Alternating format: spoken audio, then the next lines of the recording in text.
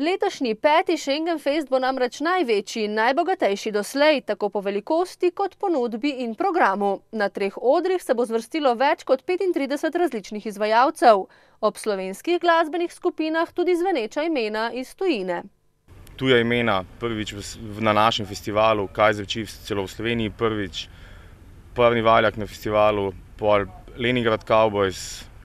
Tudi na tako imenovanem elektronskem odru bo nastopilo kar nekaj tujih zvezdniških imen, ki jih slovenski festivali še niso gostili v takšnem obsegu na enem mestu. Na vseh straneh probamo popolniti program, da res ne bo obiskovalcem dolgcajt. Zato bo pester tudi dnevni program, ki so mu letos dodali gledališki predstavi Jamski človek in Čefuri Raus. Pomembni novosti festivala pa sta tudi študentska vas in v okviru šotorišča festivalska trgovina. Tam bojo obiskovalci dobili vse nujne stvari, od hrane, pijače do stvari za osebno higieno po zelo ugodnih cenah.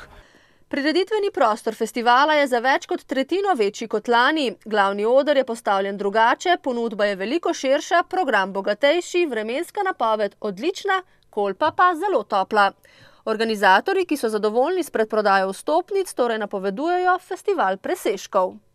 Sicer smo se fajn trudili, da smo delali, da smo prišli do tega letos, da imamo ta rezultat, da lahko se gremo tak program, ampak smo zadovoljni z prodajo.